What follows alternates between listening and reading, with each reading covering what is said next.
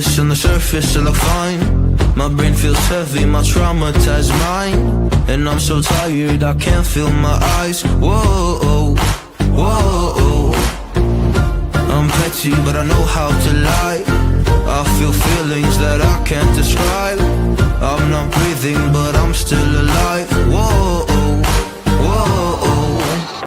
Shout out to Neoliberal Tears for this. Shout out to Twitter/X user Neoliberal Tears for resurfacing this clip. Neoliberal Tears commented at the top of the show, "What happened to my music?" One of my favorite commenters. Somebody has so much affection for me. He's a bit of bias.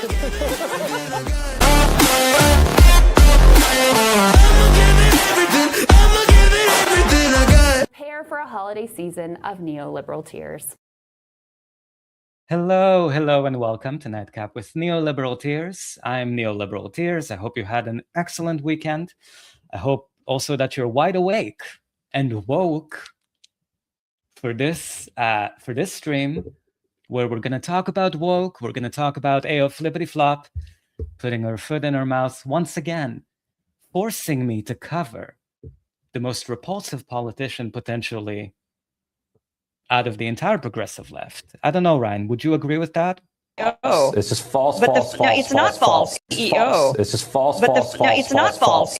Oh my God, we got a double false. My God. Okay, can never make Ryan happy. Aye. So a little bit of context.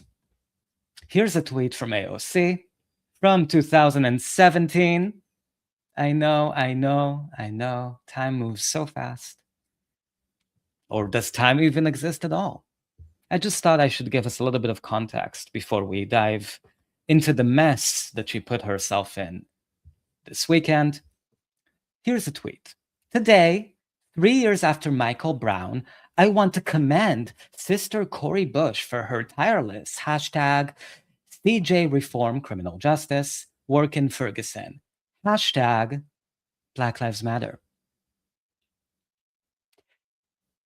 It's funny because Cori Bush ran for re-election this year, 2026. And you know who didn't endorse her? AOC. Couldn't find the time.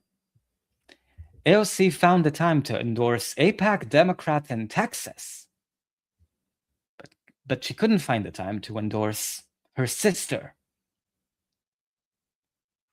who she thanked for her tireless work in Ferguson.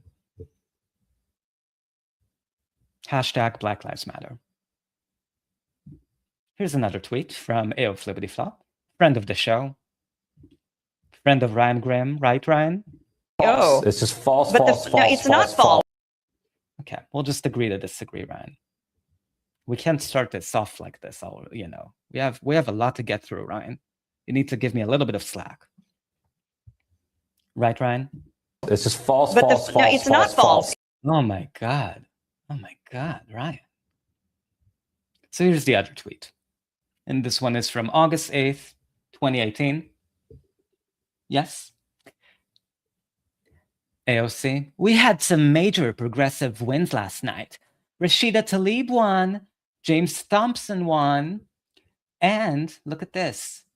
Bell for St. Louis, Wesley Bell won, defeated a 27-year incumbent to replace Ferguson District Attorney. Wesley Bell, the same guy who took all of this AIPAC money to oust Cori Bush from her seat in Ferguson, in Kansas.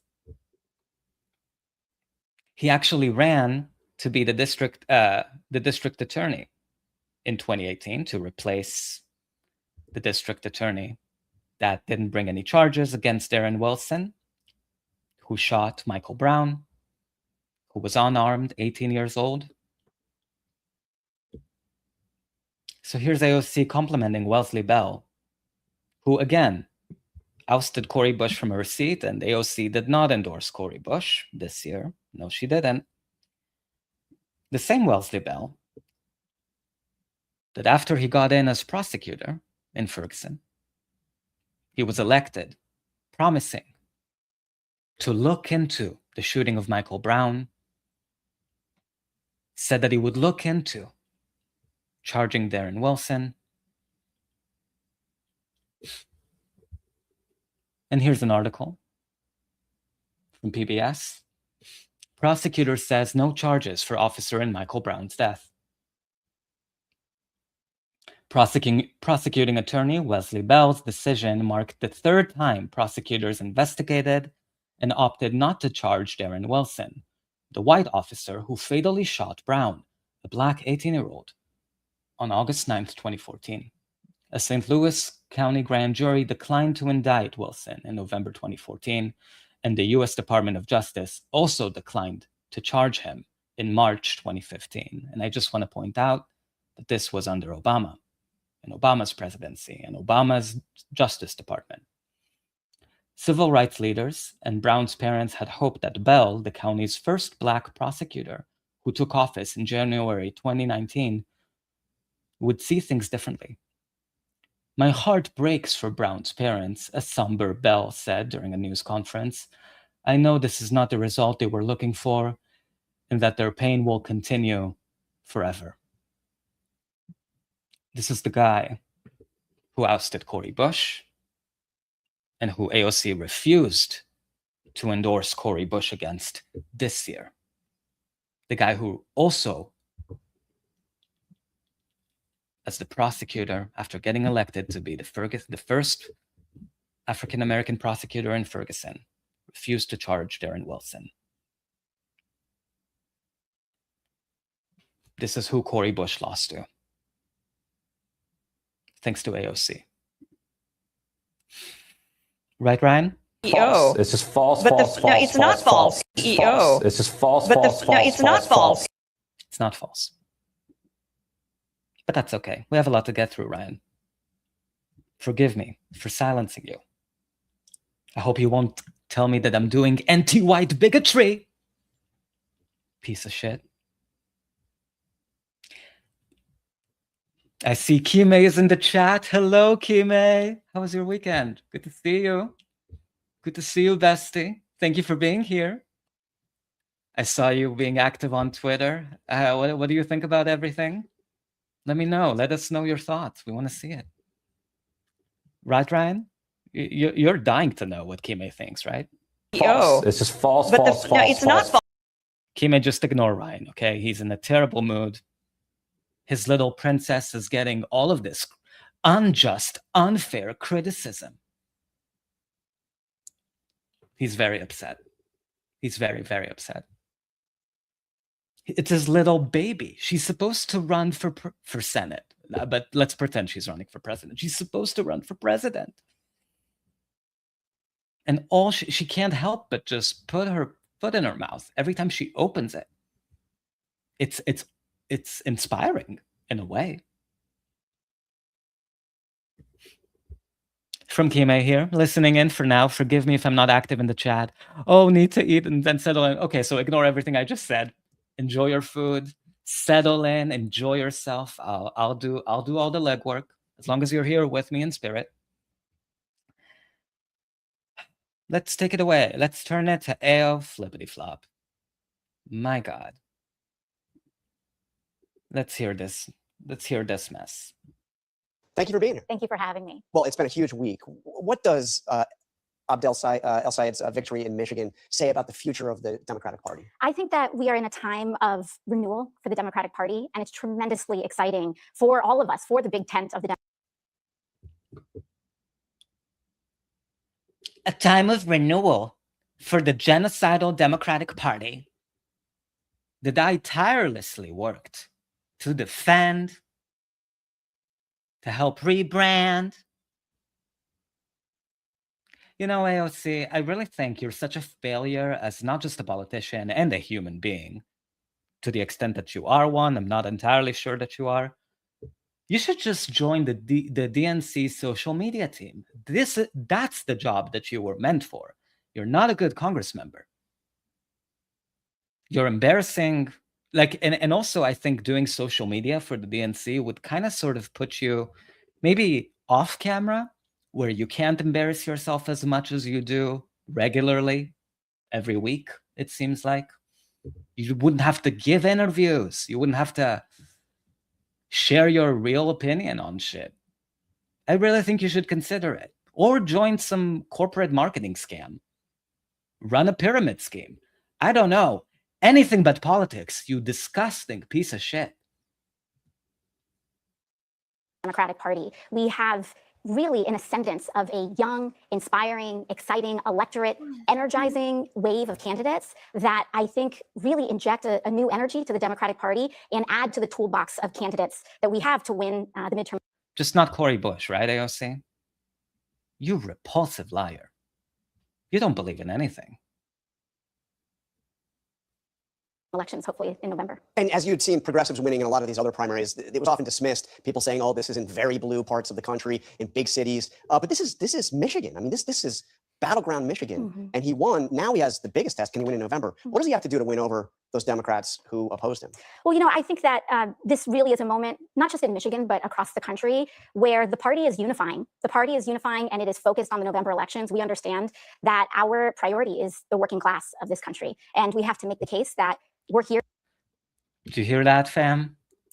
The Democratic Party that took more billionaire money even than the Republican Party is looking out for you. You hear that, peasants? They're gonna deliver to you. To make people's lives better. And the Republican Party right now is jacking up prices, making housing impossible to afford. And we are focused on everything from healthcare to your grocery bill and making it more affordable. I'm old enough to remember when Biden was getting all of your Genocide Joe. Sorry, bestie. He was your hero, right? The person you supported right until the very, very, very moment he decided to finally drop out. The person you defended. Genocide Joe. Should ring a bell. I remember when Genocide Joe was getting all of this backlash for prices going up, inflation. And then they passed a bill that had nothing to do with reducing inflation. It was called the Inflation Reduction Act, which was actually billions of dollars in subsidies to oil companies. Remember that? I'm old enough to remember that because it was 2 fucking years ago. So wait, are you telling me, AO Flippity Flop bestie, that the Inflation Reduction Act didn't actually reduce inflation like Democrats promised? It was a Democrat Party bill. You supported it. You marketed it. Not ring a bell? So why are all of these prices jacked up now? What happened? I thought you fixed it. I thought the Democratic Party fixed it because they love the working class. She's such a terrible, fake-ass liar. And I'm saying this as someone who understands very deeply why working class people hate liberals. It's this bullshit. She is the definition of a coastal elite. Out of touch, pandering to the working class, without even having, I think, one friend who makes under $200,000 a year. This is the bullshit people, this is the kind of fakeness people, the working class, people hate.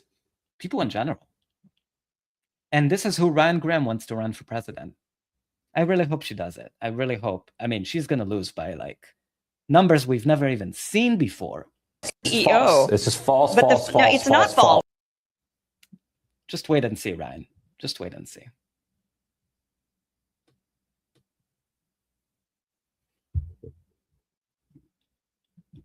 For working people. This week there was also a prominent Republican, a very prominent Republican, who said some things about wealthy corporations profiting, effectively fleecing Americans. It sounded a lot like what I've heard you say. I want to play this and see your reaction. Sure. They're making too much money, okay? Based on a shortage, they're making too much money. I don't like it. When you look at one company where they made 12 times what they made the year before, they're going to give some of that back to the public, and they better cut the retail price. I've never seen a funnier, not funny, I guess I should say. I'll say it anyway. It's funny. It's a very funny proof that both parties are exactly the same in the sense that they both know they need to pay lip service to corporations are price gouging you. Oh, those bad corporations. Meanwhile, what are they doing? Pampering them up, all of these corporate assholes. Trump is a perfect example of how both parties know that people are upset with corporations. So politicians like him pay fake lip service. I'm old enough to remember when Ro Khanna was talking about price gouging by corporations while literally taking all of their money, and not passing one single fucking bill that threatens corporate profits, that breaks up their monopoly on all of our lives, that of course they price gouge. We all fucking know this. The question is, what are you gonna do about it, you clown? Orange piece of shit. I think his self-tanner maybe looks a little bit healthier. So whoever like puts makeup on him or whatever, like he looks a little bit more alive than usual. I'll give him that. I have to be fair. But he's lying. Of course he's lying. He doesn't care about corporate price gouging. He works for the corporations. And so do Democrats. So a lot of people would point to this, to Trump talking about price gouging, to tell you that look at this incredible progress we're making. And you have to remind yourself, it doesn't matter what words come out of the mouths of politicians. You really should pay zero attention to what words they're using. It's what they do. And what will Trump do to help reduce prices or to break up the monopolies on the meat industry, the farming industry, all of those? Nothing. Zero. Zilch. Nada. Not even one fucking bill. Unless that bill gives them billions of dollars in subsidies. I was going to say Cobra subsidies. Oh my God. Price, the consumer price. Well, that was Donald Trump, obviously talking about oil and gas companies and high gas prices. What do you make of that? I think that everyday people, everyday Americans, we can see the very large gap between what Donald Trump said. Did she say we? Did she fucking say we? Everyday Americans? You lying piece of shit. Oh my fucking God. Oh my fucking God.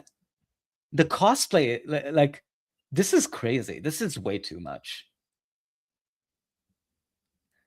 Bestie, regular everyday people are not invited to the fucking Met Gala or to ABC to talk about the state of the economy. You idiot. You're so desperate to cosplay as a working class individual. You're literally the dumbest motherfucker. I swear, like I keep finding new dumbest motherfuckers to talk about.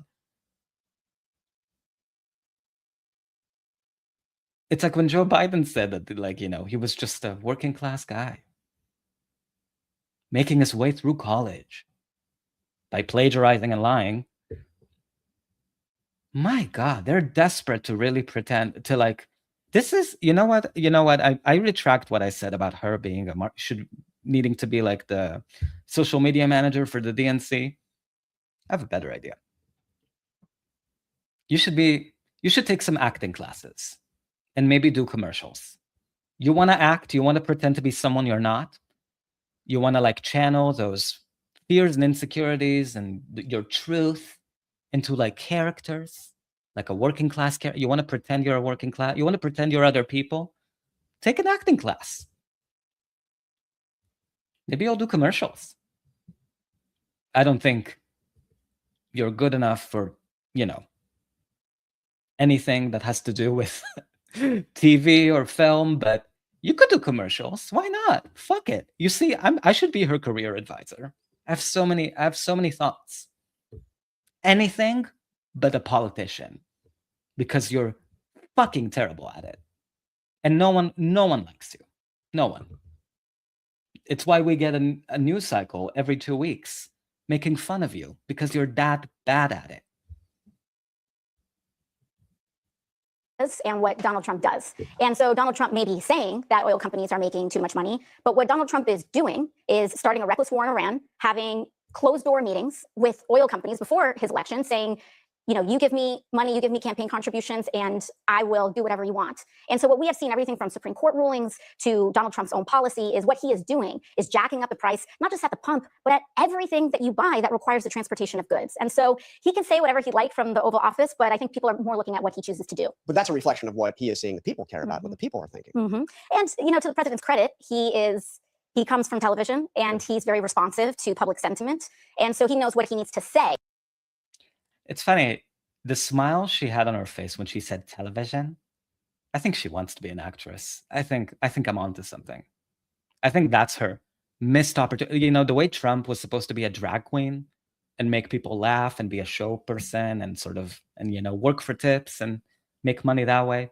Missed opportunity for Trump to be a beautiful drag queen. I think he would have been great as a drag queen. AOC wanted to be an actress. A failed actress, and she had to settle for being a terrible congressperson.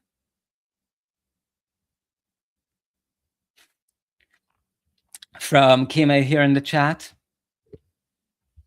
AOC doesn't stand a chance in hell running for president. I think I'm so sick of pretending or being polite about the fact that, because there is a segment of white people, upper middle class white people, who are obsessed with thinking she can run for president because she gives a quote to Politico every other week.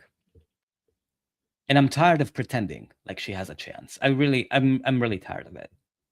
No one outside of their liberal, insufferable bubble thinks she has a chance in hell. Forget the statistics about the 1800s and how a sitting House member hasn't won the presidency since the 1800s. Forget that. She, specifically her, has no chance. No chance. Which is why I want her to do it. Next year. Don't wait. Don't wait, Sandy. Do it now. Strike while the iron is hot. From Kime here, I'm not making a prediction, but thus far it seems to be that Ossoff guy, who is a huge Zionist and has Israeli bonds. Oh, you think he has a better chance? Oh, no. Kime. I mean, I guess from a cold calculus perspective, I can see what you mean. I don't want it to be true. I don't want it to be true. I don't want to believe.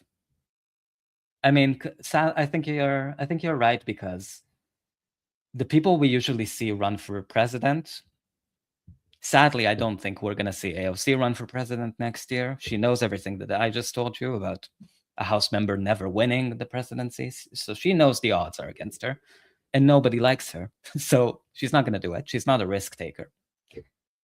That's one thing we know. But I'm afraid you're right, because people who are in the Senate are usually the most likely to run for president. It's sort of like the next logical step or career move or whatever the fuck. So, oh my lord. And Kamala, thank you, Kime. Exactly. Kamala was a senator, ran for president, settled for vice president. So sadly, I think Ossoff might be someone we need to worry about. Ay. But again, none of that is going to lower the cost of your rent or your mortgage. None of that is going to lower the interest rates that you're paying. None of that is. You know what else I think AOC would not mention in this moment? She said nothing about Trump kidnapping the leader of Venezuela to take over their oil and resources and starting in the United States selling Venezuelan oil and profiting off of it. She's not talking about that. You know why? Because AOC supported Juan Guaido.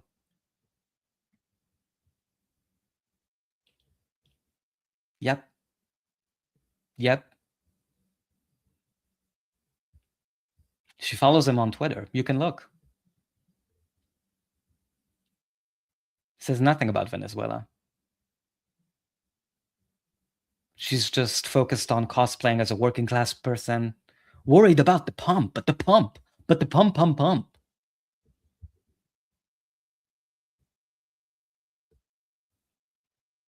going to make your grocery bill more affordable. And what we want to know and what we want to see is action. But I want to go back in time just briefly to 2018 when you won. And you absolutely shocked the political world. We saw the pictures of you that. What a nerd. Oh my God. I think he's giving her more of a tongue bath than Ryan Grimm, even. Oh my God. Maybe they have a romantic connection, this interviewer and her? I don't know. He seems very infatuated, like to a repulsive degree. Nights. You were obviously shocked that you had won. You probably don't recall this, but I interviewed you hours later, the next morning, and let's just play us a little bit of that. Sure. Judging from the reaction that we all saw. Ugh. Ugh. What the fuck is this? Oh my God. I'm not listening to that shit. But you've changed as well, right? How have you changed since you came in? As this insurgent rebel at odds with the Democratic leadership, how have you changed? You know, I think life has a way of really weathering you and adding to your context and your experience. It humbles you, but it also emboldens you in a lot of ways. And I think it has been the greatest privilege of my life to be able to represent the working people of my congressional district. And I think some of the ways that it's changed me has been to be able to come in with so many aspirations for our country, and then to have the remarkable opportunity to be in the arena and try to make the country a better place, challenges and all. And I love that it's hard. I love that I have to, and I get to engage with people from all across the country, elected officials. She's been in the House for 8 years. Not a single piece of legislation that she has co-authored or anything, nothing. She has nothing to show for any of it. Except her brand and obsessed middle-aged white reporters who want to fuck her. That's the most you will ever achieve. You're not going to be president. You're pathetic. Your legacy is sticking by Genocide Joe until the very end, telling progressives they need to back fucking Joe Biden, who committed genocide. Because you thought that Biden world was your ticket, and being a team player and working with Ron Klain and all of these people, that they're gonna remember you, and then they're gonna support you when you run for Senate. You repulsive opportunist. No one's buying your bullshit. I'm telling you, there isn't a single working class person who's buying this. I see Fascism Watch is in the chat. Welcome, Fascism Watch. Good to see you. Hope you had a good weekend. I'm sorry I'm putting you through this. I'm doing it to me too, so, you know. But I still apologize. All across the country to try to actually fulfill our dreams to guarantee healthcare to every American. And you continue to push for change in the Democratic Party, but you're also one of the most prominent figures in that party right now. Your endorsement is incredibly valuable. I've noticed that this time around, this election cycle, you have not endorsed candidates that were challenging Democratic incumbents in the House. And somebody took note of this. A fellow progressive wrote recently, the headline in The Hill was, "Today's cautious AOC would not have endorsed the AOC of 2018," because you were obviously running against an incumbent. I mean, that's probably correct, right? What's your thinking there? You know, I wasn't endorsed by anybody when I was running. Your friends. Yeah, just some friends. So I wasn't endorsed by I don't think I was endorsed by a single elected official when I was running for office. And you know, I think when I see so many of these incredible insurgent candidates that are running today, that's part of what makes me so proud of them, is that they do not answer to any master. They are not beholden to any corporate interest or any party boss. And they are. This is her trying to justify why she's not endorsed anyone against incumbent members, because she doesn't want to piss them off. They're my colleagues. So she didn't endorse Cori Bush, didn't endorse Daria Lisa Villa-Chevalier, didn't endorse Claire Valdez, who ran for an open seat in New York. But she wants to claim all of the credit for, quote unquote, the left giving the disgusting brand of the Democratic Party a little bit of more of a positive PR. She wants to pretend like she had a role in it. And like it was somehow Good for those candidates to not get her endorsement. I don't think that, and to be clear, I don't think her endorsement would have meant shit, especially not in New York. No one cares what AOC thinks. Truly, nobody. It's just extremely hard to primary out incumbents. She's going to be stuck in that safe blue seat until she's 90, like Maxine Waters.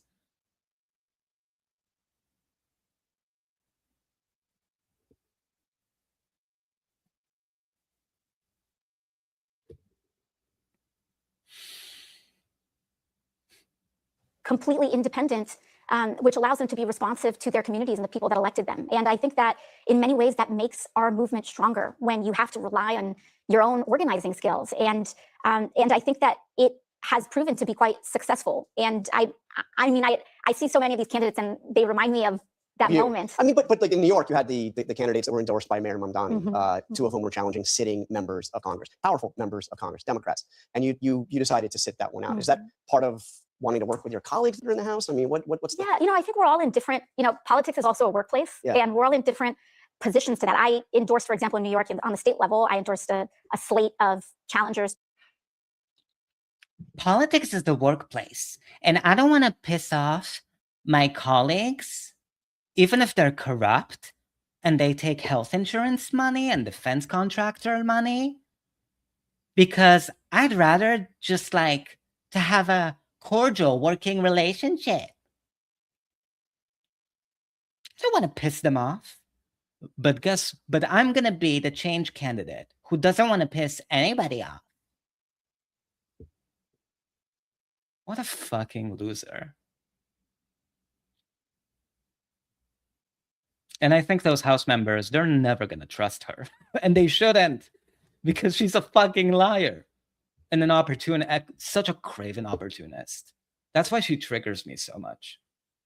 I've met those people. Craven. They would literally kill their own family members if it got them ahead in somehow, some way, or give them a little bit of fame. Or as she would say, television.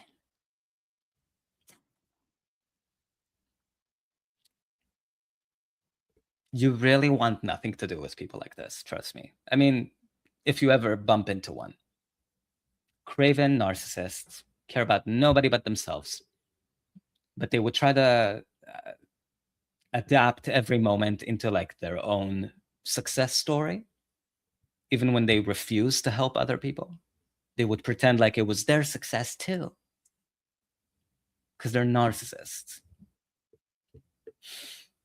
Sandy, run for president already. Oh my God.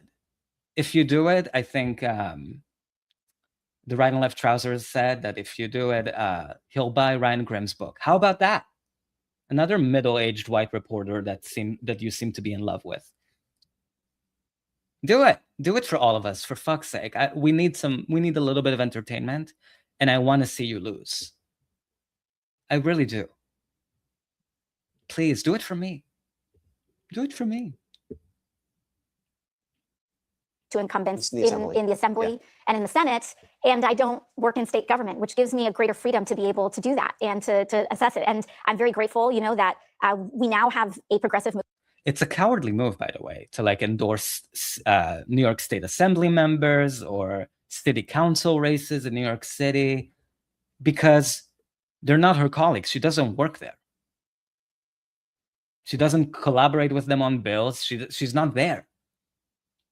You're a fucking coward. And you're also a truly self-serving... Oh, I almost said something crazy. Because you want to have influence with those people who are in the city council or the New York State Assembly. You want them to remember that you endorsed them when they were just little nobodies, and then they might owe you something. And then when they pass a bill or whatever to one of the donors that you're friends with, you have a little bit more influence to sort of talk to them, tell them what you like, what you don't like. That's the thing. When you're in the House of Representatives, you kind of, unless you've been there for 40 years or 50, if you don't have seniority, you're kind of irrelevant to the process, to anybody. You're not. AOC has never gotten a committee assignment that was meaningful, even though she's been in the House for 8 years now. So you're kind of a nobody in the House, but if you have a national profile, you can use that to influence your local representatives, because your endorsement as a federal official kind of means a lot to them. They're kind of like smaller players in the game. They look up to you. They take your calls. So you have a little bit more influence, a lot more influence over the state assembly or the city council, and because they actually take your call. They actually listen. They actually have to listen to you. Whereas her colleagues in the House couldn't give less of a shit, especially the people that have been there 50 years. Not that I think she would even change anything for the better in the House. I'm just saying that House members have more influence on their local government than they do in the federal branch. From Fascism Watch here, she changed her mascara style and she switched to is that what it's called? A romantic mode, mascara mode?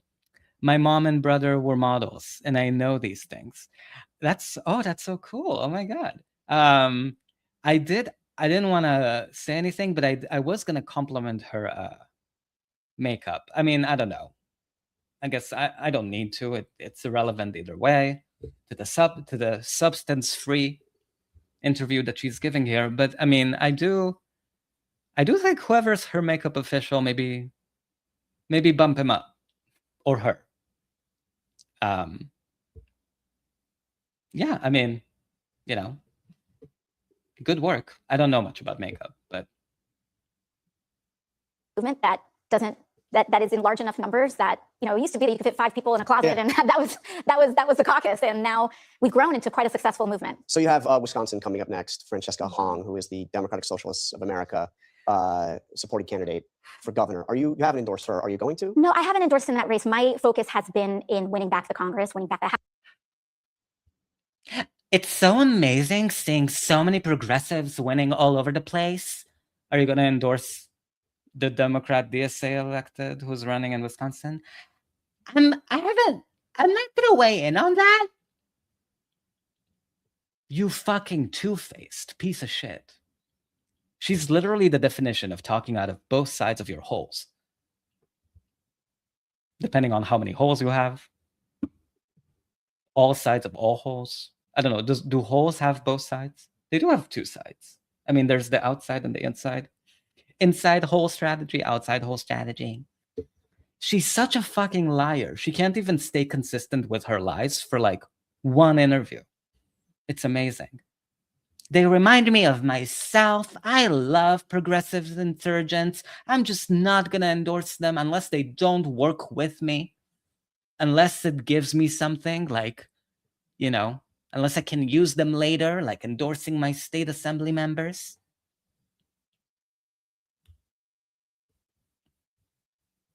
House and positioning ourselves to have the best chance possible to win the Senate. So I've been focused on those legislative. What do you make of those controversial statements? I'm sure you've seen. I mean, she's, the Thanksgiving dust up. She says she doesn't, still believe that, but the abolished prisons, abolished police, which is also positions that have been taken by a lot of the progressive candidates who have won. How do you get around that? Yeah, I mean, those are not positions that are supported by. Right. I mean, I think that a lot of these races, even right now, they'll have a tendency to be nationalized. Yeah. But these races ultimately are local, and all politics are local. My understanding is that that Francesca Hong has made clear her present stances to her electorate. Yeah, she's moved away from a lot of that, she's moved away from it. And I have a local city councilman that has this saying, "Woke one was crazy." Oof, there's the money shot. So just to be clear, the context of what she was referencing in terms of saying woke one was crazy, she was talking about specifically, the question was about the police and prison abolition, right?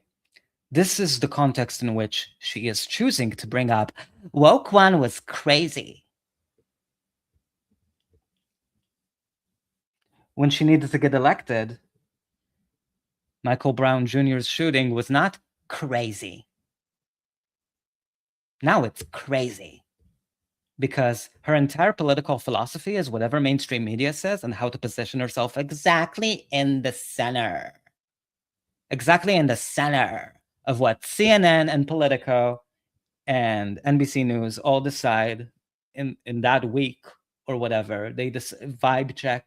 Whatever they decide is the center, she's going to center.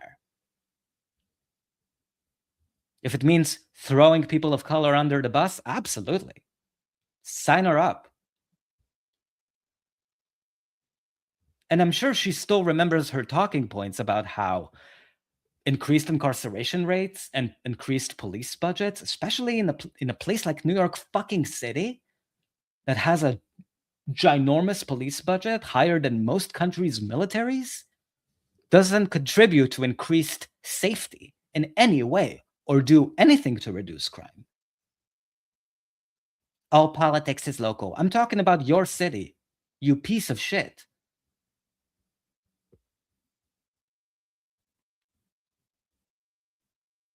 But I think it also speaks to a bigger problem about how the Democratic Party failed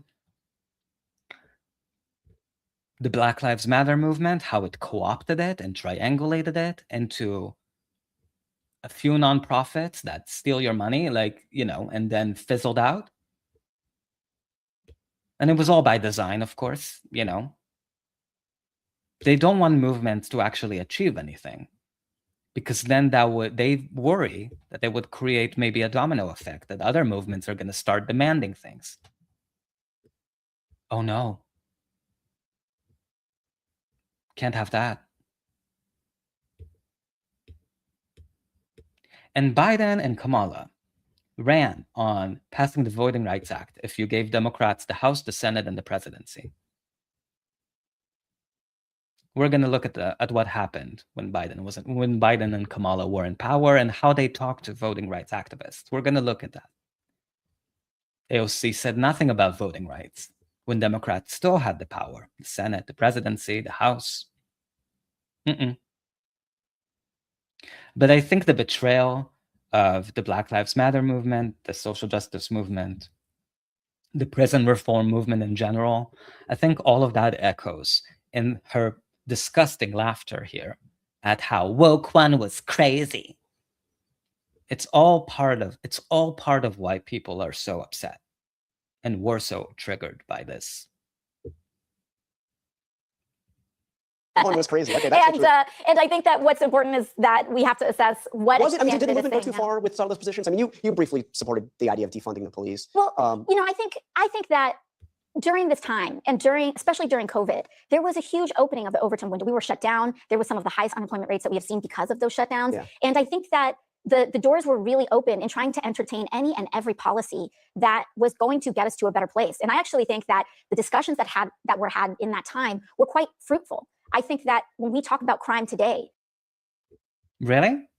Because Democrats passed one of the largest increased budgets for police in the in the history of the country. And AOC voted for that bill. We're going to see. Those discussions were so helpful, were so fruitful, because we just ignored every single demand that the Black Lives Matter movement made. We just ignored them completely. But it was so fruitful. Thank you. We hear you. We listened. We hear you when we see you. It's fundamentally different than the way that we talked about crime and bringing crime down, right? And I think that we all share in the goals of having as low a crime rate as possible. I think that, during lockdown, of course, rhetoric in that time is not rhetoric that we would use today. And I'm grateful that these candidates have the opportunity to present who they are to their electorate and what they're campaigning on in this moment. Because, and obviously the Democratic Socialists of America are having quite a moment. But you know how Republicans are responding. Let me just give you a brief sampling. Sure. Let's call it what it is. It's communism. All right.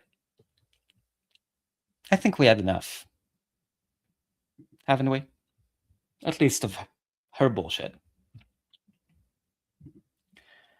Let me show you something.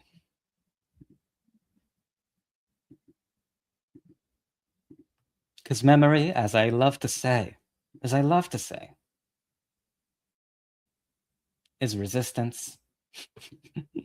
So this was an article in Rolling Stone. And a tweet by yours truly, Neoliberal Tears. I'm always there, you know, starting some drama, starting some shit. But this is important. This is an article from January 17th, 2022. Insiders reveal what went wrong in Biden's voting rights push. Just make it a little bit bigger. Biden vowed a major voting bill would be one of his first acts. Allies say the White House has been MIA. In mid-November, Vice President Kamala Harris joined a video call with a coalition of nearly 250 groups trying to pass new legislation to protect the right to vote and prevent future election sabotage attempts like what happened after the 2020 election. The participants on the call included the heads of major labor unions, civil rights leaders, and other influential activists who had supported the Biden-Harris ticket in 2020 and would no doubt be called upon to help re-elect the ticket in 2024. But if the allies on that November call had expected a rousing speech or valuable insight into the White House's strategy on voting rights, they left the call disappointed. Harris's speech included no specifics. She rattled off statistics well known to everyone on the call about the wave of state-level Republican voting rights. And at one point, she mentioned inside-outside organizing as if it were a novel concept in a meeting of organizations that spend thousands of hours and millions of dollars on organizing strategy. Harris, who was leading the White House's voting rights push, summed up her efforts so far by saying that she said she'd held many, many meetings on voting rights. Many, many meetings. 6 minutes and 51 seconds later, an irritated participant timed it. Harris thanked the group and logged off. Several participants on the call say they were surprised by how brief and uninspiring Harris's appearance was. Even if she chose not to share the White House's own thinking for how to pass new voting rights legislation, she could have used the time to galvanize organizations that had been working non-stop to pass the bills. It was a chance to fire up the groups that are fighting for this and show a real commitment, says one participant on the call who asked for anonymity to avoid further fraying relationships with the White House. The end result was deflating.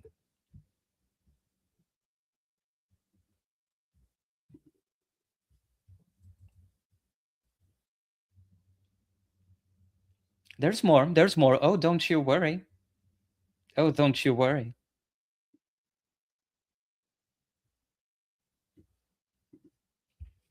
The source added, it wasn't necessarily the quantity of the time, it was the quality of the messages to the groups that are killing themselves to pass these bills.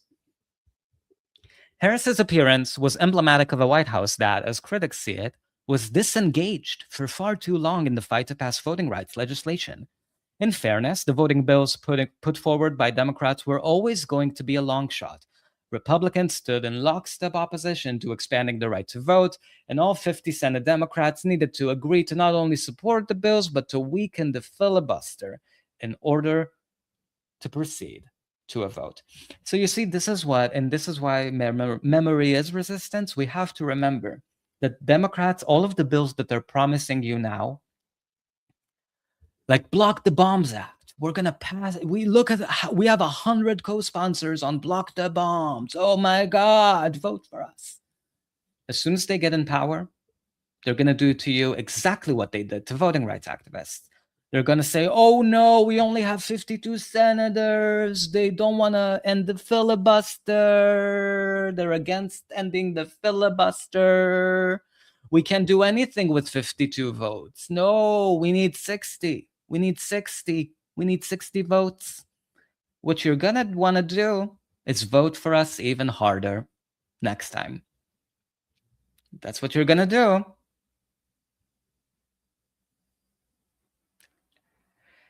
Democrats promised action on voting rights in order to retake the Senate in 2020.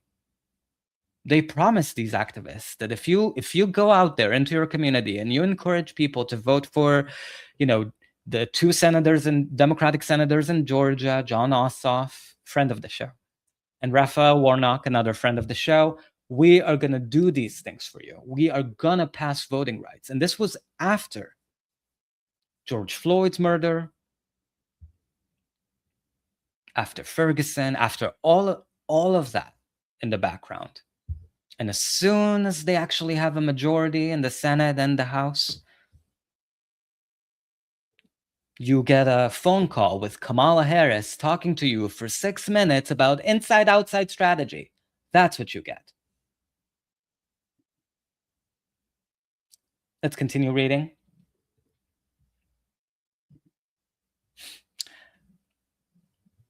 And all 50 Senate Democrats needed to agree to not only support the bills, but to weaken the filibuster in order to proceed to a vote. Still, Biden had campaigned on his experience as a senator and his ability to negotiate with GOP members. Instead, activists and allies say Biden and Harris prioritized their Build Back Better economic package at the expense of two major voting and democracy reform bills, the Freedom to Vote Act and the John Lewis Voting Rights Act. Now, as those bills face an all but certain demise in the Senate, disillusioned allies of the Biden White House say the president reneged on a key campaign promise and has made it that much harder for Democrats to mobilize voters and win in this year's midterm elections. And of course, we know that in 2020, in the midterms that came up in 2022, Democrats lost, and they also lost in 2024. We were knocking on those doors in 2020, and we told people, if you do X, bring home the presidency, bring home the Senate races, your life will be fundamentally different in a positive way, says Kendra Cotton of the New Georgia Project. Now we'll be asking those people to vote with us again, and some of them aren't going to do it. I'm not saying it can't be done, but because we don't have any real policy outcome to point to, some of those folks are going to call all this a lie. You see, but AOC said that we changed the discourse. We changed the Overton window and how we talk about these issues. Zero policy outcomes to point to, but we changed the conversation about police reform. We changed it so hard that you are going to go on TV and say that woke one was crazy. I think you're crazy. And I think Ryan Grim is crazy for thinking you will ever be more than a pathetic, ineffective House member.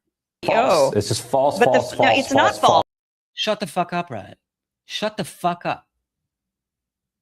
I'm speaking. Excuse me, I'm speaking. I'm speaking. Back to the White House. But you can see here that this is like a flashing warning sign from people who, to be clear, helped Biden Harris get elected.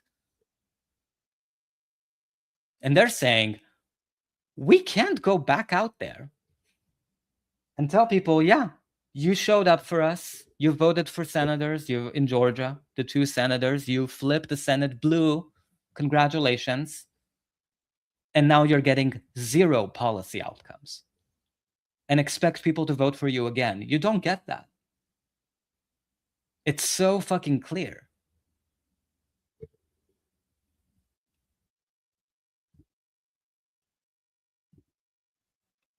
In July, Reverend let me make it a little bit bigger so you can read it along with me. Thank you, guys. In July, Reverend Al Sharpton, head of the National Action Network and host on MSNBC and friend of the show, says he and 7 other civil rights leaders met with Biden and pleaded with him to use the bully pulpit on voting rights. Soon afterward, Biden traveled to Philadelphia and gave his most forceful speech yet. The 21st century Jim Crow assault is real, he said. It's unrelenting, and we're going to challenge it vigorously. You see, and this is what Democrats, this is how they always respond to pressure. They're like, oh, you want us to pass a voting rights bill? Like legislatively, to actually use, I mean, Biden promised, he said, I worked with Republican senators so I can get them to compromise with me, blah, blah, blah, blah, blah. All of a sudden he gets in there and he's like, actually, none of them are going to vote for anything I pass, no matter what I say. And we only have 52 votes, so with Democratic votes, and they're the only ones that are on board, and even 2 of them are not going to be on board. So actually, you can't get anything except speeches. This is how they always respond to pressure. They don't give you the legislation you're asking for. They give you words. They give you speeches because they love speeches. It makes them feel famous. They go up on stage, they have camera lights, they have news stations covering them and making them feel like heroes. Speeches, speeches, speeches, speeches. Speeches while they're literally doing nothing to actually pass those bills. But hey, you got a speech. You got some words. Why aren't you happy? Progress. Changing the conversation. Changing the Overton window.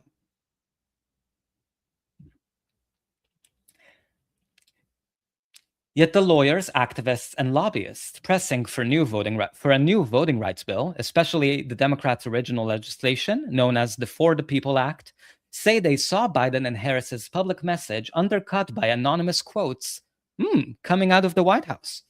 The Washington Post reported that some White House officials do not adopt the do-or-die tone that many Democrats use when they talk about the For the People Act, the party's premier voting bill.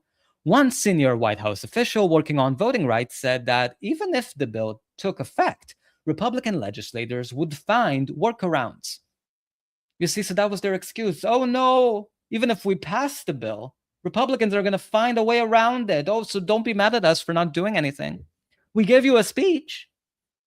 The Associated Press, also citing unnamed Biden aides, wrote that while the White House hadn't given up on voting rights legislation, the West Wing has been shifting focus to other measures to protect the vote, including legal remedies pursued by the Department of Justice and in individual states, according to the officials.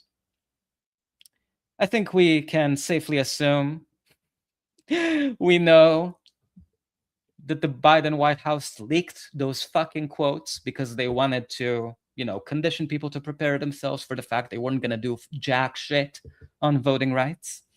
Shifting focus. While they're not completely giving up the fight, they are giving up the fight. And they're so proud of not giving up the fight that they're going to leak it anonymously because they don't want to stand by those quotes. They just want the message to go out there and not receive any backlash that they were doing shit on voting rights. Not even a little bit of shit. Not doing shit or doing shit. They were not doing any shit. Any shit whatsoever. There's more, don't worry. In July, Harris, who asked to take charge of the White House's voting rights portfolio, gave her first major speech on the subject as vice president. She announced a $25 million investment in the Democratic National Committee to improve the tools and technology to register voters, to educate voters, to turn out voters, to protect voters, she said. When people asked what the Democratic Party's strategy was for countering the wave of GOP voter suppression bills, she added, "Well, I just outlined it." Are you reading this? Are you getting what she's saying? She's saying, look, voting rights activists, I'm giving you what you want. I triangulated what you're asking for. You wanted a Voting Rights Act, the John Lewis Voting Rights Act. You wanted that to be codified into law. Here's what I can do for you. I can give $25 million to the DNC to help educate voters. She triangulated the John Lewis Voting Rights Act into $25 million for the DNC. There is nothing Democrats won't triangulate, I'm telling you. And the fact that Kamala is the one that sort of had to carry that, like, it's so insulting to these activists, to these people who helped you get elected. Those people should never, ever help Democrats again. Seriously. It's so shameful.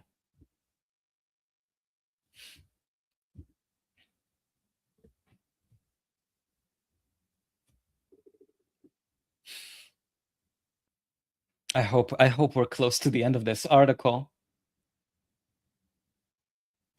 Voting rights and civil rights groups say they were alarmed by the White House's apparent belief that it could essentially out-organize Republicans who were making it harder to vote. Okay, and that image is having a hard time loading. So here's the last paragraph from the article. It wasn't enough, these groups said, to rely on the Justice Department lawsuits and party organizing efforts, voter registration, to respond to what Republicans were doing in the states. We cannot litigate our way out of this, and we cannot organize our way out of this. Sherilyn Ifill, the president and director counsel of the NAACP Legal Defense and Educational Fund,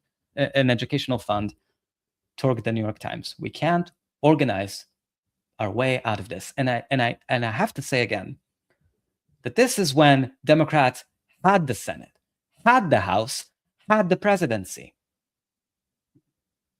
Democrats are disgusting pieces of shit. False. This is false, false, false. It's not false. It is not false, and I'm including you too, Ryan. Let me read your comments here from Fascism Watch here. Crazy words from AOC. Al, CIA Sharpton. Oh, is he connected to the friends of the show, the CIA? Didn't know that. The more you know. Ryan, is Al Sharpton part of the... Was he affiliated with your overlords? False. This is false, false, false. No, it's not false. false. Okay, so Ryan said it was false, Fascism Watch, so I'm going to take that as a conclusive yes. Conclusive yes. Whenever Ryan says something is false, you know it's true, as the right and left trousers always points out. Yeah. So let's look at some of the reaction to the woke is crazy discourse, which has really fired up a bunch of people, and rightly so. This is from, let's see here, Old Man Perez. Truly unreal. AOC and Chi decided to unveil their woke one was crazy messaging on the anniversary of Mike Brown's murder. So unprincipled and loser politics. Let's see this clip. And this is Mike Brown Sr. and parents of impacted families lock arms as they march to the memorial of Michael Brown Jr. August 9th, 24. That's the date he was murdered. Hashtag Mike Brown forever.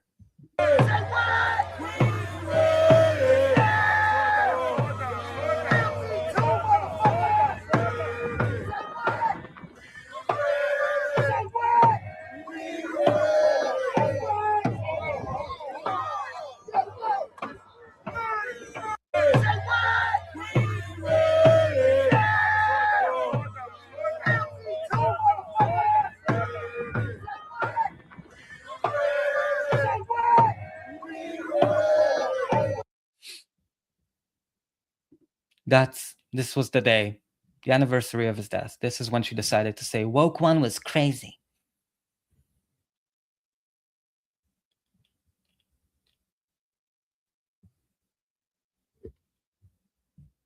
Unbelievable.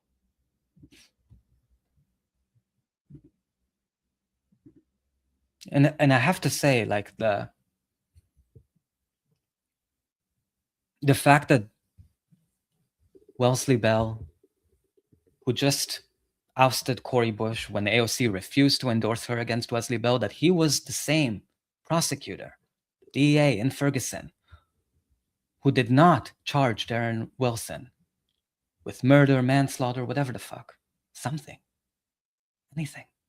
And she refused to endorse against him. AOC refused to endorse against him, refused to endorse Cori Bush against him, the person who wouldn't pursue justice for Mike Brown's murder. It's evil. And I think that's why it's not just the fact that she said woke one was crazy. It's that it was just a joke to her. It was just a lifestyle brand to her. And to be clear, to a lot of white people, Black Lives Matter was just a hashtag. It was just,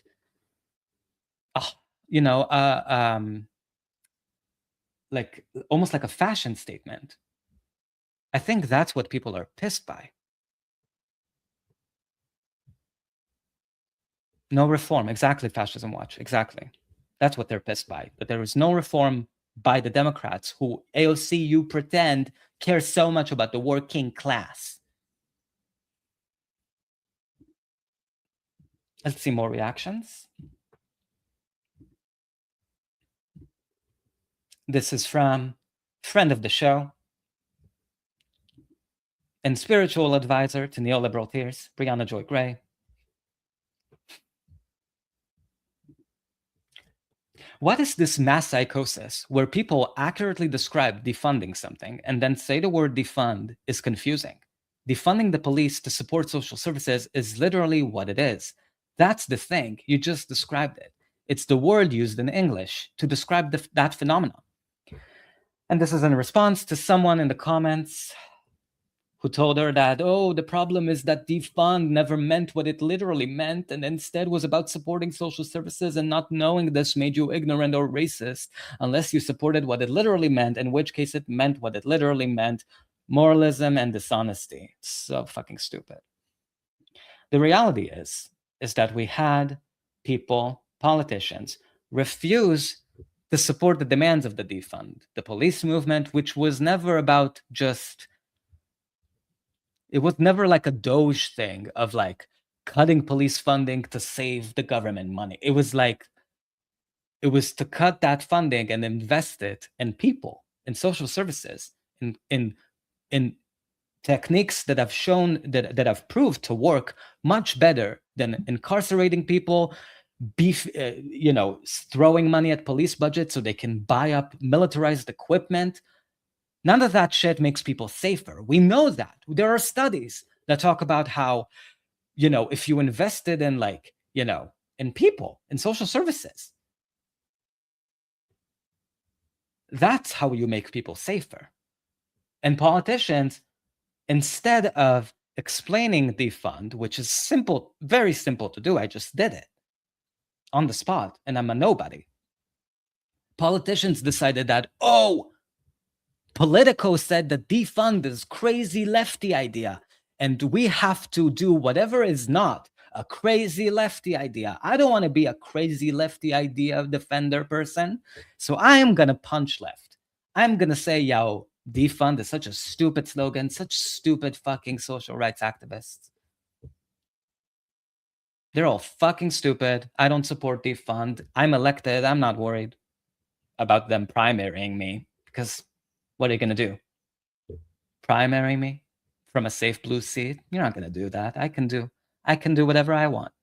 There's no one who has helped shift the Overton window to the right more than AOC has, because she pretended to be, she acted her way into pretending to be a leftist to get elected. And then Shift sprinted to the right as soon as Democrats had majorities, to prove herself to Biden world that she was such a team player. You can count on me. I'm going to lick your boots completely off. And then you old motherfuckers, you're going to support me when I run for president. You're going to give me a committee assignment, right, guys?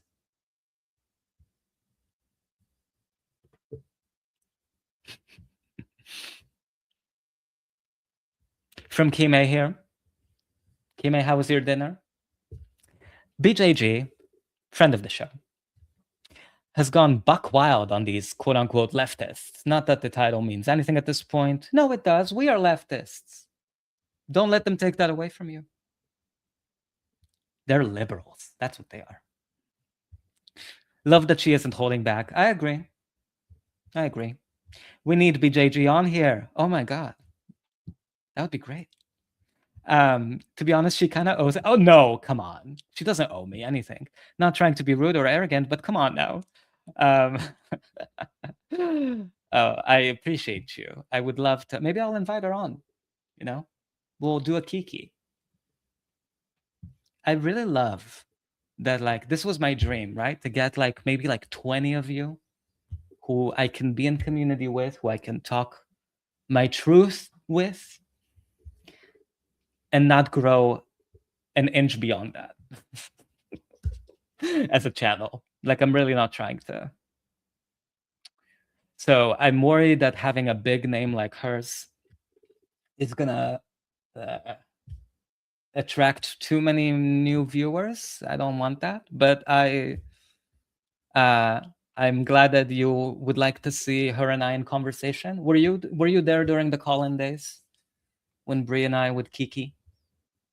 There were so many incredible voices on call-in. You know, it was like a version of Lefty Twitter come to life. You know, because you get to actually hear people. It was a lot of fun. I think my friend Seeking Truth in Canines was there to bear witness, and it was a lot of fun. He will back me up on this.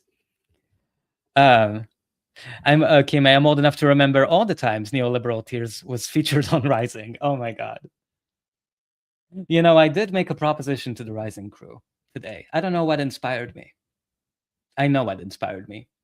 I saw them just flailing once again, trying to be relevant while being so fucking boring.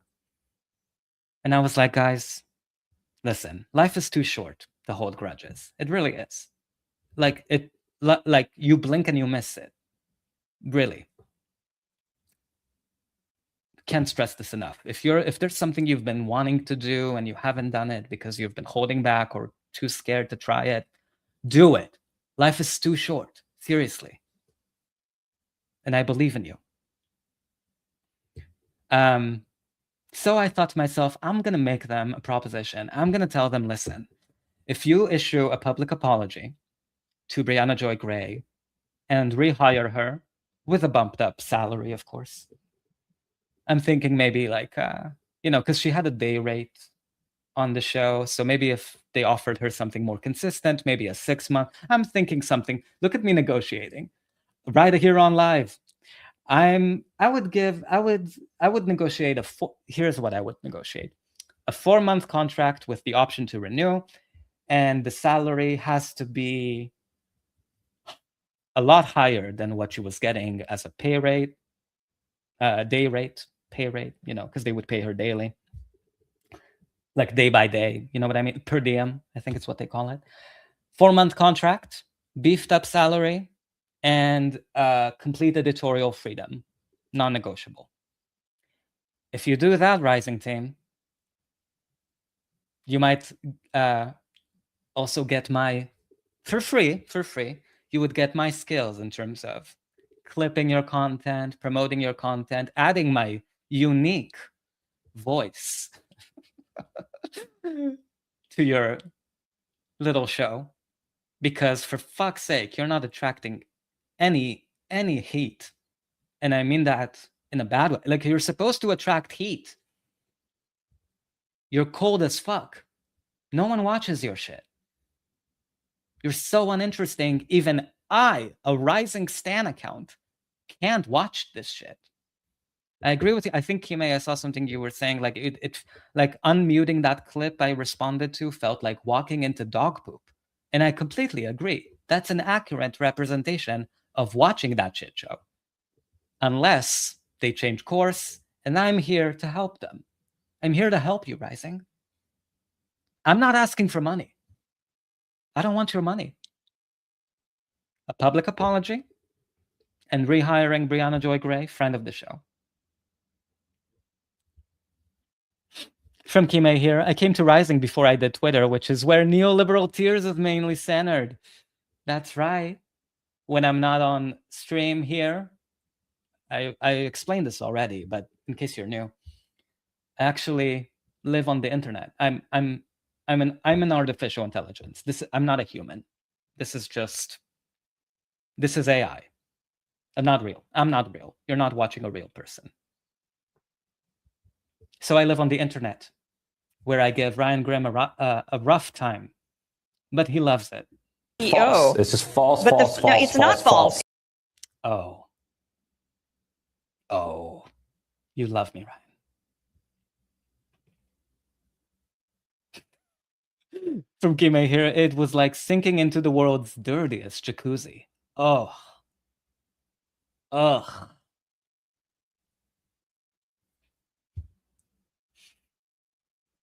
I could be here all day talking about my thoughts on Rising.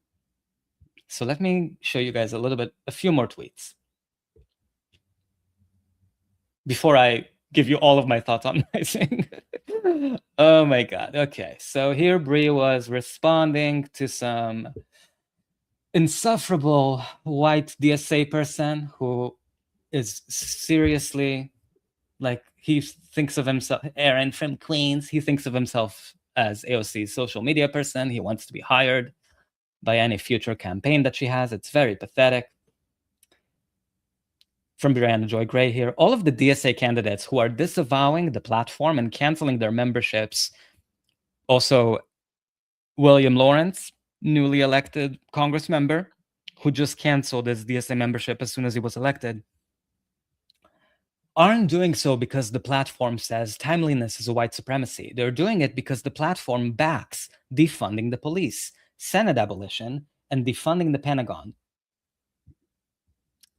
And you don't get to believe in those things and be a Democrat. This is about throwing BLM and anti-imperialism under the bus.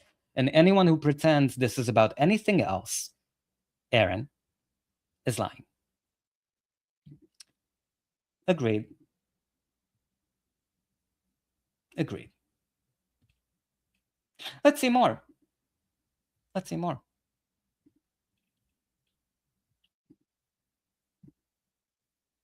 Ooh, the discourse really lit up. I love it. This is from Sandy Nurse.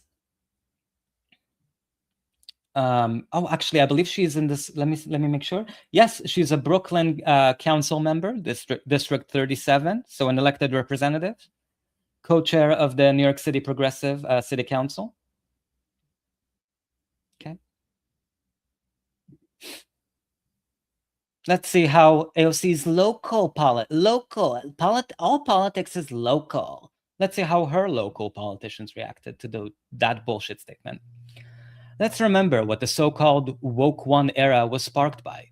George Floyd, Sandra Bland, Breonna Taylor, Jacob Blake, and on and on and on. Unarmed Black people murdered by law enforcement with impunity. I stand by that uprising and would never apologize for it or my role. Ooh. You're a Sandy that I could get behind, Sandy. Totally. I appreciate you. And this is for a New York City Brooklyn council member, for her to explicitly repudiate the evil Sandy. I think that's pretty brave. Because good Sandy doesn't have a national media profile. She doesn't have to do this. She wanted to do this. And I completely agree. Points for good Sandy. But there's more. There's more. Look at this. AOC's friend, Tiffany Caban, backing Sandy, good Sandy up.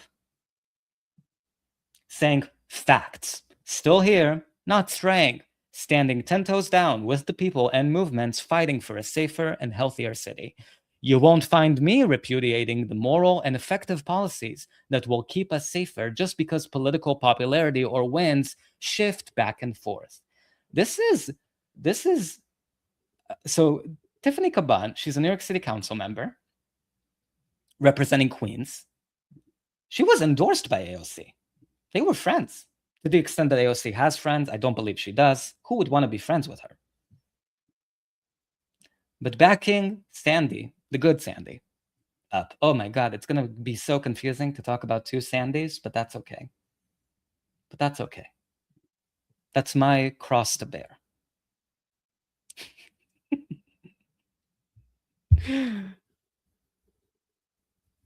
From Kime here, I hope Sandy runs as a spoiler candidate against AOC as senator. Oh my God.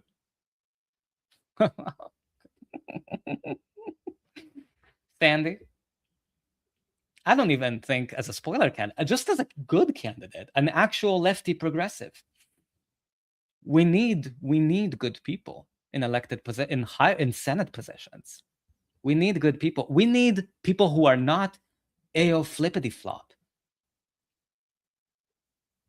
So good Sandy, the good witch. No, sorry, not the good witch. I was thinking of Wicked. Sorry, you're not a witch in any way.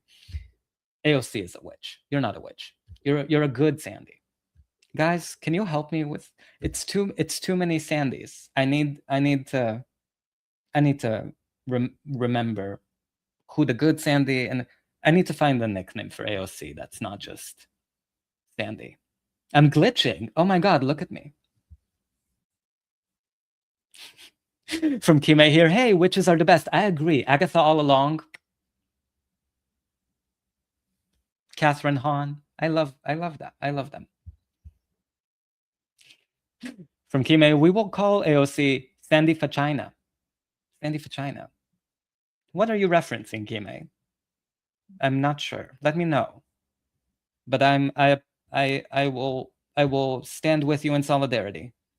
Oh, down the road, down the witch's road. AOC all along. But, you know, I'm going to show more reactions. A few more, not a lot. Because I really want the takeaway to be that criminal justice reform became, to the Democratic Party, just another issue that they need to fundraise off of, campaign on, and never deliver on. To treat as a joke whenever the political winds shift, as the good Sandy said. You can't trust the Democratic Party to change things for the better for you. They refuse. Whenever they actually have majorities after you elect them, they refuse. And that's what I really hope the takeaway is, because this is important. This is life and death for people who are scared, who are raising their children to fear the police, to rightly, you know, like when you interact with them, you have to really make sure. Like, it's sad that parents have to have that, like, you know, a conversation with their kids if they happen to be anything but Ryan Grimm's skin color. Because both parties refuse to address criminal justice reform and voting rights. The other part of all of this that I think is so ironic is that AOC actually this year, this spring and summer, was doing a tour across the South. She went to Tennessee, she went to Memphis to give speeches about voting rights and taking your power back. Why?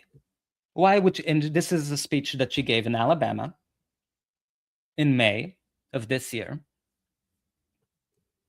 because she's trying to ingratiate herself or sell herself to the African American community, a crucial voting constituency for the Democratic Party. AOC knows that if she ever ran for higher office, even if it's 5 years from now, 20 years from now, God forbid, knock on wood, that she needs that constituency to support her, campaign for her, rally for her, be in her corner.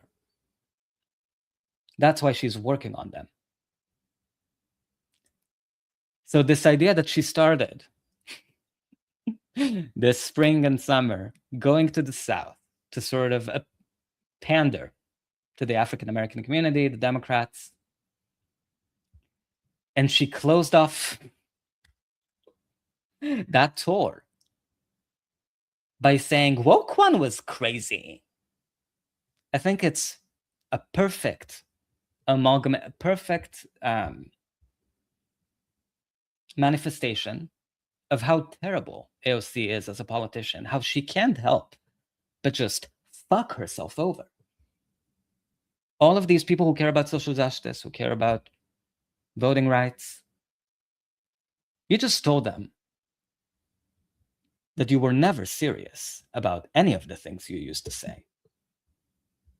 About Mike Brown's murder, about supporting justice. I also am not sure why she gave this speech behind a bulletproof glass, but, you know, I won't comment on that either way. Let's listen to a little bit of that, as much as we can bear. To make sure that we all understand that Montgomery is not alone, that you all are not alone. And for all of those watching today, when they ask, what do we do in this moment? I feel helpless. What action can I take? It is time for the North to pull up to the South. It is time for New York to pull up to Alabama. It is time for all of us to come to Georgia, to Louisiana, to Tennessee, to Mississippi, and let them know exactly what they have uncorked with this injustice. They think they can draw us out of power. They do not know the sleeping giant that they just awakened.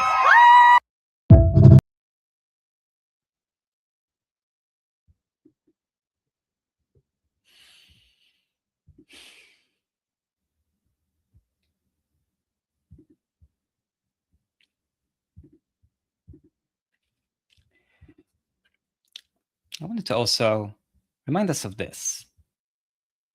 When Democrats, this is from 2021,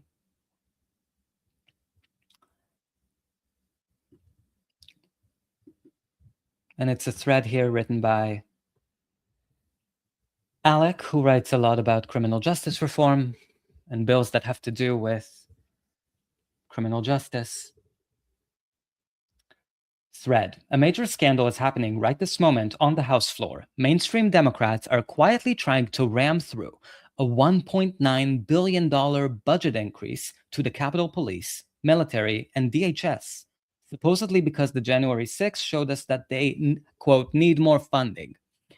For those of you new to this, of the many things that went wrong on January 6th, insufficient funding for Capitol Police and bloated military bureaucracy was not one of them.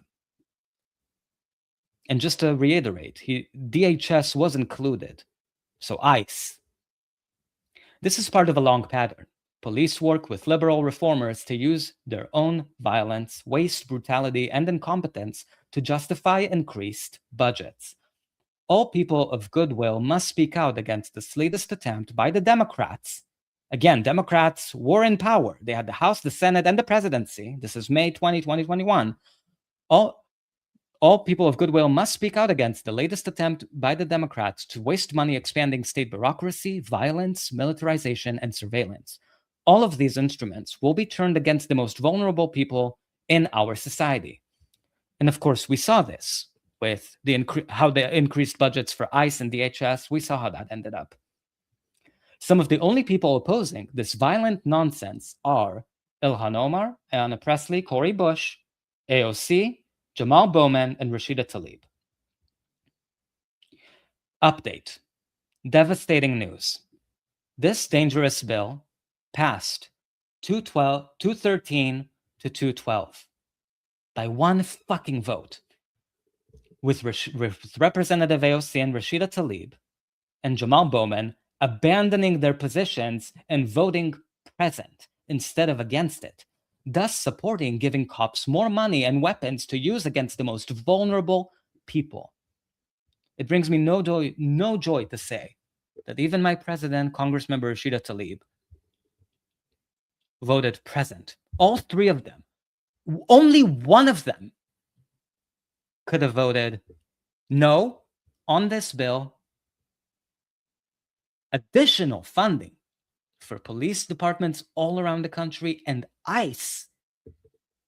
Democrats had the House, they had the Senate, one vote, and all three of them voted present. So that bill went fucking through. Disgusting. Disgusting. That's crazy. That's what's crazy, not you gaslighting people who care about criminal justice reform.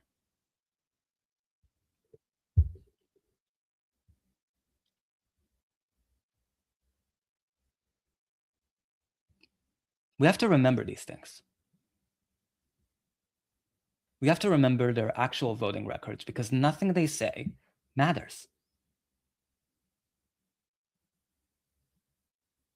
Nothing that comes out of their holes matters. Only how they vote and what they do.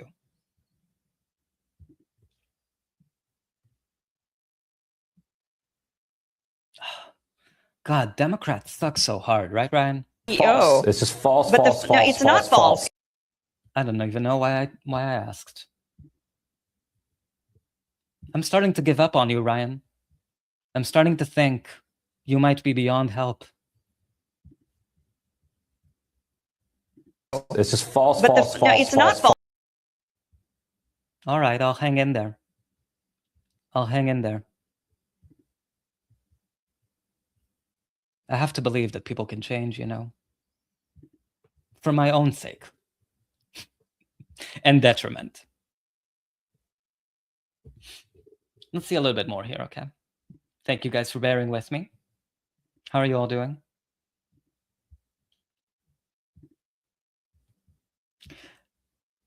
This is from Neva Gang 2.0. Ooh, Ryan is not going to like this. AOC keeps getting caught flat-footed in all these interviews and press junkets and attempts at making herself an actually national figure because, and I cannot stress this enough, she is a bad politician. She's bad at doing all of this. She has bad instincts. Oh my God. Oh my God, Ryan. False. It's just false, false, false. No, it's not false. False. It's just false, false, false. No, it's not false. Ooh, Ryan was really triggered by that. He like turned off my camera. He like tried to push me out of the stream. He said false, false, false 6 times. Ooh, he did not like that. There's nothing Ryan likes. Sorry. There's nothing Ryan hates more than people accurately saying that AOC is one of the stupidest motherfuckers in political history. Because Ryan will never tell you AOC made a bad choice. He would say, "Oh no, she made a calculated move. She made the choice she thought was best. She made a smart choice that some people might not agree with, but it was the smartest choice for her." He'll never, ever, ever tell you that she's actually one of the worst politicians we've ever seen. I actually admire her ability to keep fucking up. I mean, I still get cringe vibes. Like I'm still cringing every time I think about her in the Munich security conference we were all told was going to be like a big moment for her. Talk about international policy and just seeing her like completely fall on her face. I'm so embarrassed. Which is why I want her to run for president. Sandy, evil Sandy, please do it. I'm begging you.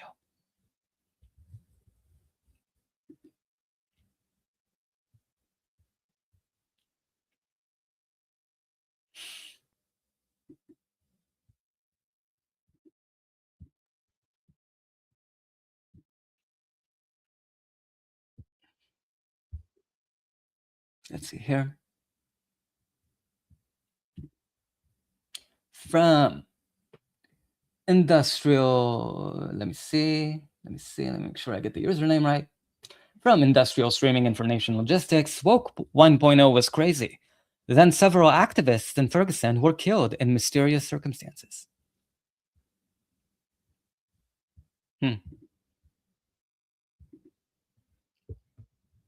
But woke as well was crazy, huh?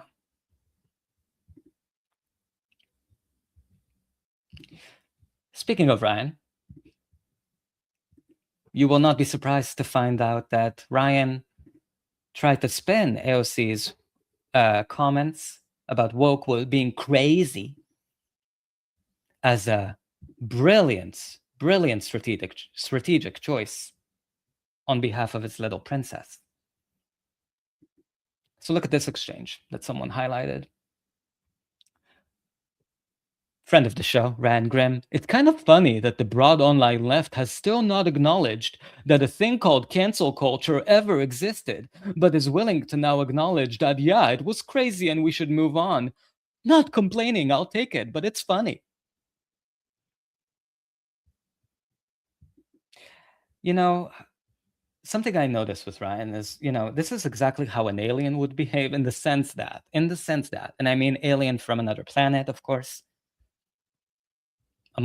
specifically a demonic monster alien, a villain. Because he starts off sentences usually with like saying stuff like, it's kind of funny that, and then, because he's trying to sort of copy how normal people talk, but then saying things, basically feeding you what he wants you to think by framing it as, it's kind of funny that. It's not, he doesn't think it's funny. He doesn't think it's weird. It's just, that's how he copies how humans talk to each other. Not complaining, I'll take it, but it's funny. It's funny. It's so funny. Genuine question here from another Ryan Nantol. Can we name one person who the left actually canceled unfairly? I can think of some examples that I could argue both sides of it, but obvious cases of overreach aren't immediately coming to mind. And this person said, Kyle Rittenhouse. This is who Ryan Grimm is finding common political cause with. Racists. All to defend his little princess. Racists who think Kyle Rittenhouse was unfairly canceled by the left. And I think politicians have really been able to abuse this ambiguity and the idea of what woke is, that no one really knows what they mean when they say it.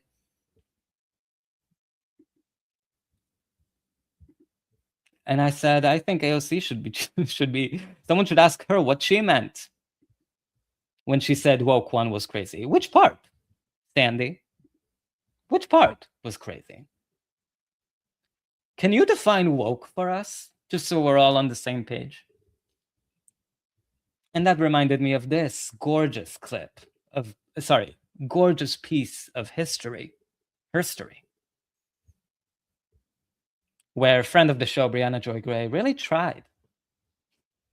She really dug in there. She really tried to dig through the mind of a racist, Bethany, to try to figure out what do you think woke is, this ginormous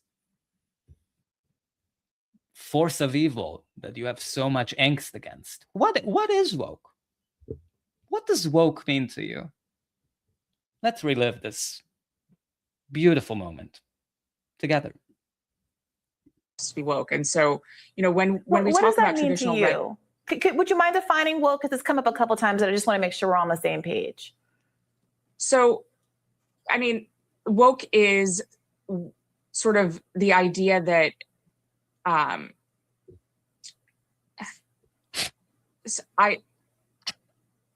this is going to be one of those moments that goes viral. I mean, woke is something that's very hard to define, and we've spent an entire chapter. It's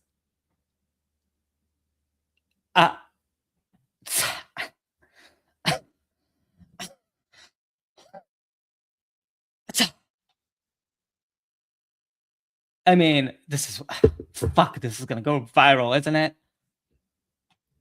Yes, it is. It totally is. I love that there's also like a laughter off camera. I wonder who do you guys think it was? Was it Robbie? Was it Brie? Love it. I love that it was so quiet. You could hear the static of the microphones. It was so quiet. Like, it was so... I've never seen anything like this. I'm telling you, Rising, trust me, this is why you want to rehire my spiritual advisor, friend of the show, Brianna Joy Gray. This is why you want to rehire her. This was a great moment for your show. You got tons of views off of it. Money, money, money. I'm telling you, listen to me. Listen to Neoliberal Tears. Issue an apology and rehire friend of the show. Full disclosure. Brianna Joy Gray.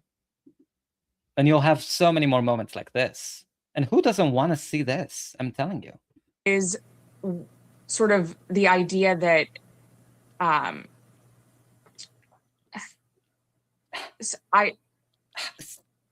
this is going to be one of those moments that goes viral. I mean, woke is something that's very hard to define, and we've spent an entire chapter defining it. It is sort of the understanding that we need to totally reimagine and redo society in order to create hierarchies of oppression. Sorry, it's hard to explain in a 15-second soundbite. Yeah, look, your time. I mean, it's one of those things that. Oh, I love that. I love that.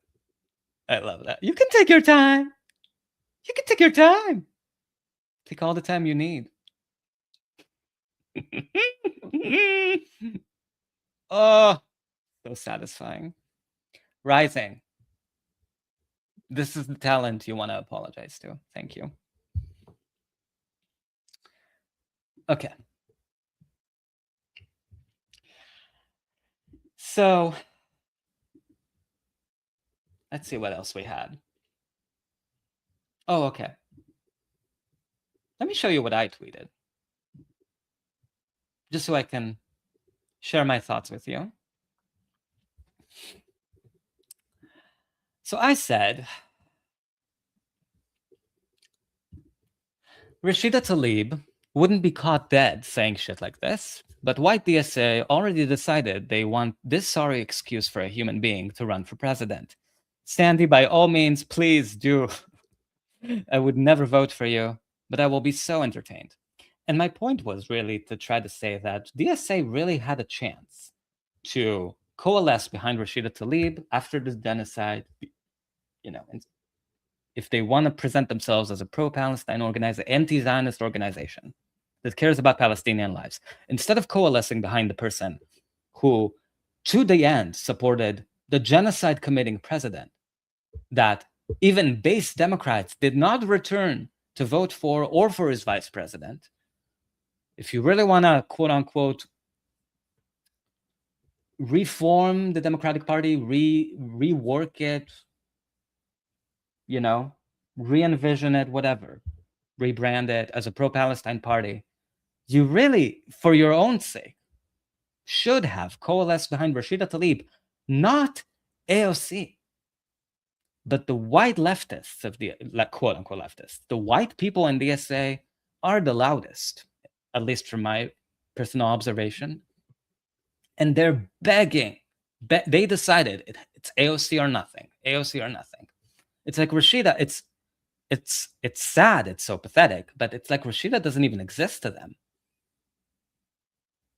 She's been in the House just as many years as AOC has.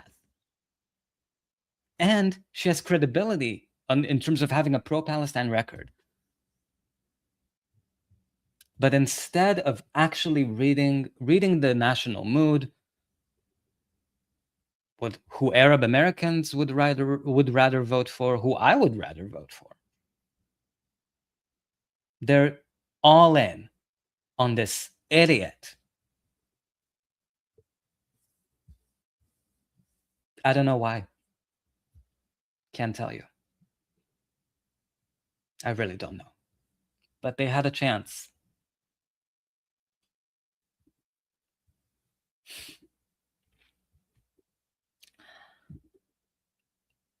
So, you know, they can't say we didn't warn them. Right, Ryan?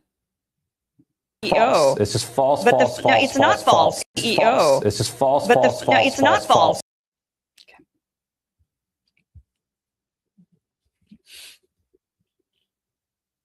I'm sure people in AOC's circle right now are freaking out. How do we... Oh boy, it's happening again. How do we calm down these tensions on social media? We're getting all of these comments on Instagram. This happened after AOC did the bullshit, working tirelessly for a ceasefire line. Like, people were mad. Rightly so. And she had to be like, oh my God, I have to release a state. I have to fucking comment on it on Blue Sky. I have to say something. I'm sure her people are running around, annoyed, terrified of AOC. We know she has a temper.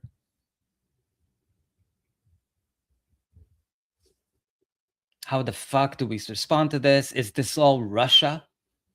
Are Russian bots criticizing our queen?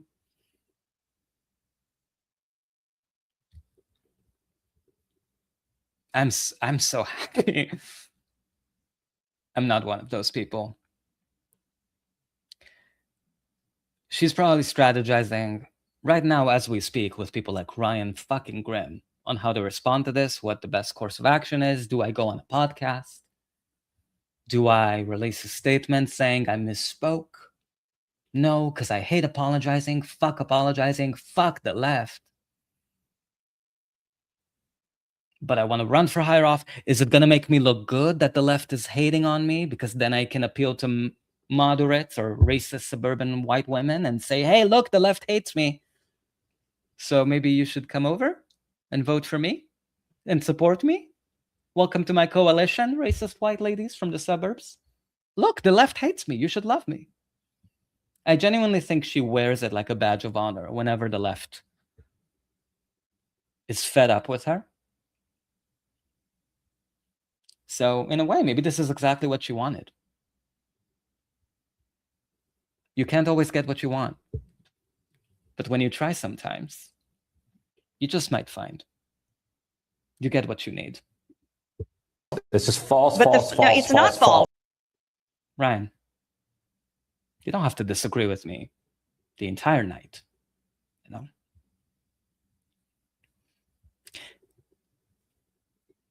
From Kime here. The irony of woke is that it truly has become a parody of a nothing burger, 1000%. It's just a catch-all phrase that the right co-opted to mean anything left or liberal that I don't like. Anything at all. Some people, it just means gay people existing. That's woke. Or it's saying that trans people exist. That's woke. Stop being so fucking woke. And politicians thrive on ambiguities. That's why I work so hard to remind people that anti-Zionism has a definition. It's very clear. One equal state from the river to the sea. You can't be anti-Zionist and support a two-state fucking solution. And I'll keep getting angry at this for as long as I have to, until Palestine is free. Because definitions matter. Words matter. Except if politicians say them, then they really don't. If everything is woke, then nothing is woke. From Kime here. Now there is the woke right, 100%. You're right, actually. Like it's, right-wing people used to use woke to sort of say anything that's left, but now there's also a woke right. It just means nothing. Yeah, I agree. The wokeism they hate and want to criminalize is spread. This is from Fascism Watch here, bestie of the show. All of you guys, besties of the show. The wokeism they hate and want to criminalize is spread by their own allies in an industrial way. Madonna, Lady Gaga, Boy Georgia, Zionists, and they want to come back to crush the citizens with it. And that they can't define. Yeah, I think we're seeing, I was thinking of like, the activists in Atlanta who were protesting Cop City. The environmental activists, and people who were protesting, the police encroachment on civil liberties, all of that stuff. Police brutality. They try to frame those activists as woke. Really, and it's starting. I think I'm sort of getting the sense that anyone who goes against corporate profits or the state is, by people in power, considered woke. That's why they demonize students all the time, anyone with blue hair or any kind of protesters. They really try to sort of use it as a catch-all phrase for enemies of power, enemies of the state. Even if they're environmental activists or pro-Palestine activists, we're seeing that around the world, criminalizing pro-Palestine activists. And woke is sort of a vehicle that AOC just gave a ton of ammunition for, to sort of frame all of these struggles, righteous struggles for freedom, for dignity, for equality, as crazy. They're just crazy. Yeah, fuck her. Fuck her. And fuck Ryan Grim. False. It's just false, false, false. No, it's not false. It's not false. I just told you to fuck yourself, Ryan. Anyway, guys, thank you for joining me tonight. I hope your weekend was well. I hope you enjoyed this to the extent that there's anything enjoyable about sellout Sandy. I hope you join me tomorrow to cover whatever happens, whatever you want me to cover. I'll see you at the same time, same place, on the internet where I live. Neoliberal Tears. I hope you have a wonderful evening. And as always, fuck, you know what I forgot? I forgot to do a nervous system regulation segment. Oh my God, I was almost going to give you a goodbye. Can't do that. Can't do that. Let's see. Let's regulate our nervous systems together. Take a deep breath. Okay. Come here. So this is a groundhog. I'm very jealous of the person who posted this, because this is a person who's been making slowly over time, making friends with this one groundhog. And they've become so close. Groundhogs are usually terrified of humans. You can't really get close to them. They run away. But he has been able to build trust, build bridges. And now the groundhog comes to him. I'm fucking jealous. I have a groundhog who lives under my shed. I think I've shared this before. I feed him 2 apples every day. But I have to leave them, by his entrance, by the drive-through window, I call it. That's what I call his little cave entrance. And then as soon as I step away, back away, he goes in to grab them, So I have not been able to replicate this bond that this human and this groundhog have. And I am filled with envy and love for both of them. Let's see it together. Look what I got for you. Grandma's oatmeal raisin. See how you like these things. Come on.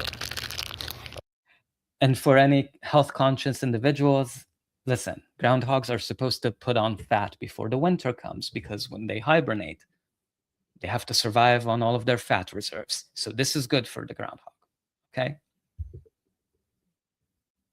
On TikTok, there were a ton of comments that were fat shaming the groundhog, body shaming the groundhog.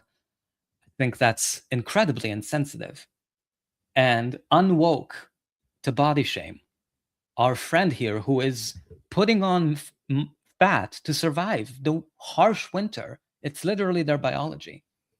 So I think we need to bring woke back yesterday. Do not body shame any living creature. I will die on that hill. Hold up. Let me open it for you. Hold up. Hold up. Bear with me. Look at him standing up on his little legs.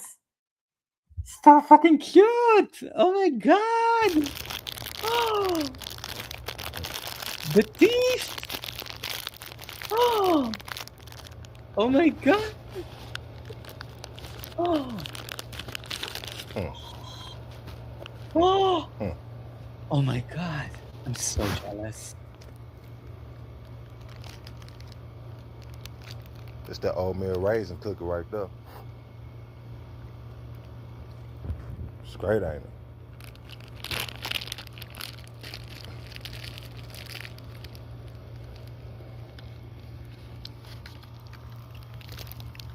Come here. Come here.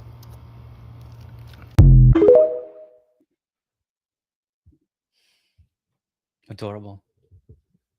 Okay, I hope your nervous system is regulated. Mine definitely is after seeing this. And thank you for joining me. I'm so from Fascism Watch. I'm so jealous of the cookie. It was a big cookie. It was a big cookie. It looked good. It looked good. But I mean, look, the groundhog needed that more. They have to beef up. They have to. I think the terminology is bulk. They have to bulk for the winner. So he gets the cookie. I hope you join me tomorrow. And you know what I'm going to say? What I always say. And I mean it. Free Palestine. From the river to the sea.